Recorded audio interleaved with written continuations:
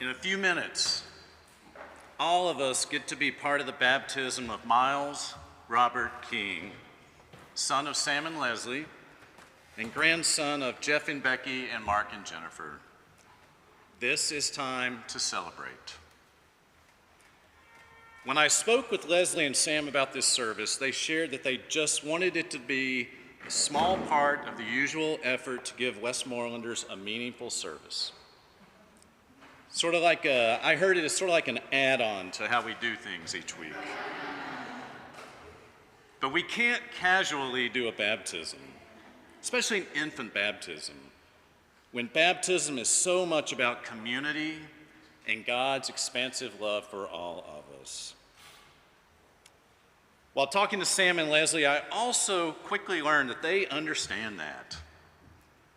Maybe they were playing the humility and respect game, but they know this is more than just a few words for Miles alone. Now maybe, just maybe, their angle was to avoid attention because they don't live around here and don't get to Westmoreland too much, and that's all fine. But guess what, friends? Didn't work. Both of you are too in touch with what a community of faith is about for this not to be about the broader community, and for us not to make this a big deal celebration. As many of you know, Leslie was confirmed here at Westmoreland. And she's grateful for her formative experiences here as a young person. Sam grew up close by in Laurel and attended church each week. And I love this. He especially enjoyed coaching and mentoring younger boys, which made him feel like a cool uncle. Now, with Miles in their lives, they have been reflecting about what a huge source of strength religious community has been to them. They have been thinking about what core principles they hope to instill in Miles: kindness, generosity, a sense of community with the people around him. They want Miles to learn how to seek that out and for it to become part of his very nature. Today is very important for all of us. It's an opportunity to remember and celebrate what God does with baptism and how we are all part of that. And it's a time to celebrate surprises and how God often works in the world. In today's gospel passage, John resists baptizing Jesus. He says, "I need to be baptized by you, and yet you come to me?" John was a little surprised. Surely this is not how God works, to use him in this way. How could John be expected to do something this important? What a great reminder that we can't fully understand how God works. We can't fully understand how God works. I had a mentor one time say, if you think you're getting close to understanding God, you got no clue.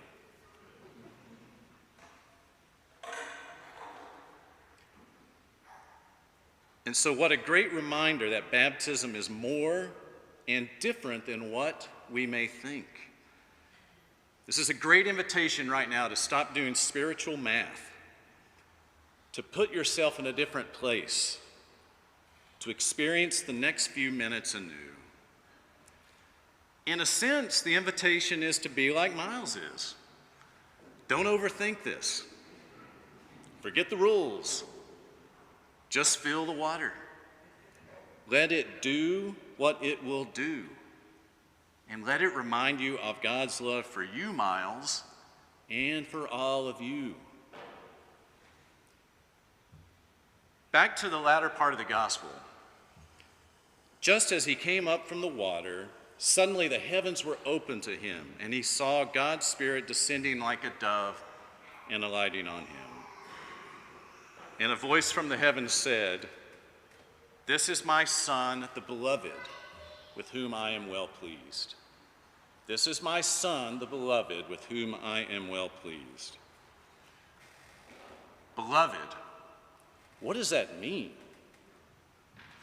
It may be a while before Miles gets to wrestle with that question. But maybe because of that, he is wide open to experiencing this moment of mystery. I mean, he has done nothing to earn God's love, aside from maybe adapting a decent sleep schedule. But you don't get off the hook that easily. It's important that you think about what that means for your relationship with God. It's important because any one of you could be the first person Miles comes to with a big question about baptism and being beloved. So think about it, what it means to live like you believe it, that you're struggling with it, that you are pursuing it.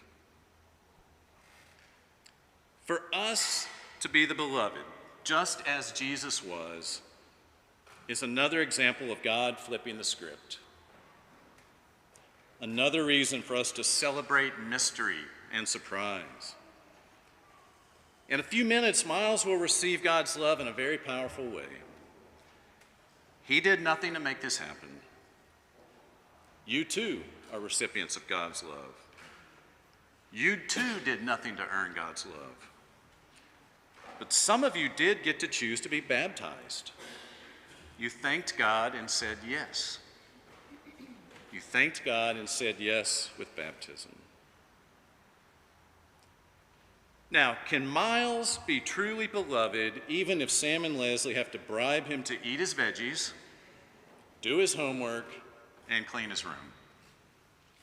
Can you accept in your very being, not just in this service with all these fancy words, that you don't have to be perfect and have it all figured out to be the beloved? That might take some God moments. God might have to reach out to you a little bit if you're open. It might take some reconsideration and some reorientation.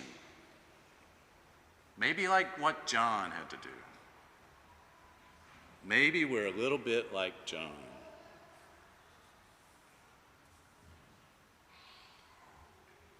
So this is sort of interesting. The definition of beloved and love differ in a key way. Love has to do with affection and being cherished, according to dictionary.com or whatever came up when I searched. Beloved has to do with the heart. Beloved has that word heart associated with it. This day, this baptism is really about heart and experience.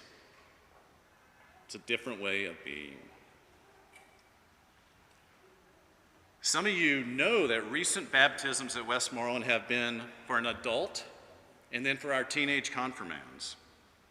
So this is the first infant baptism in at least a little while.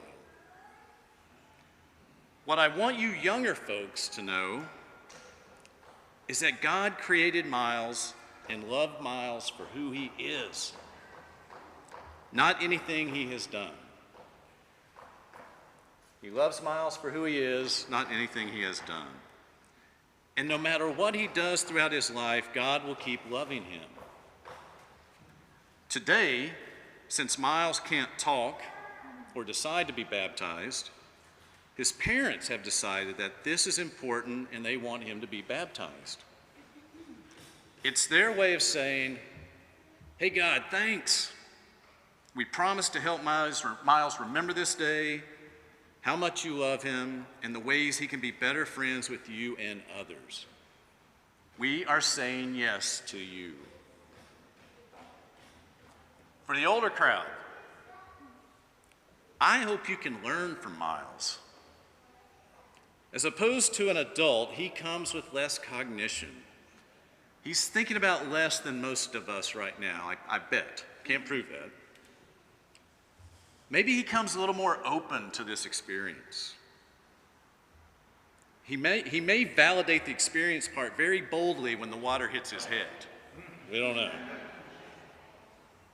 And hopefully, Leslie and Sam, you too can let go and experience all this. Same for the rest of the family. Despite anything else, Miles is beloved so are you, and so are all of us.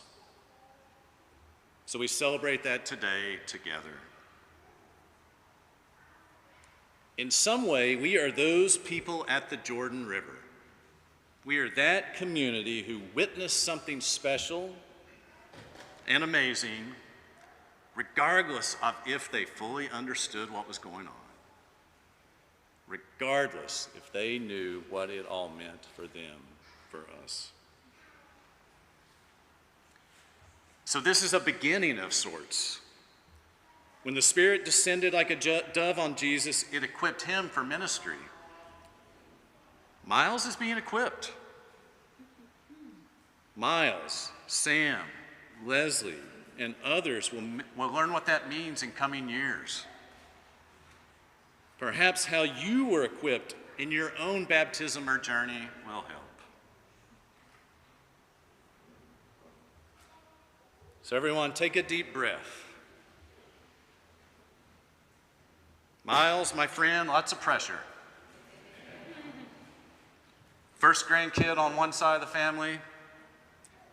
Your baptism being talked about with Jesus's. I'm glad you can't really think about this now. And I hope something stirs in you when Sid takes you and dunks you.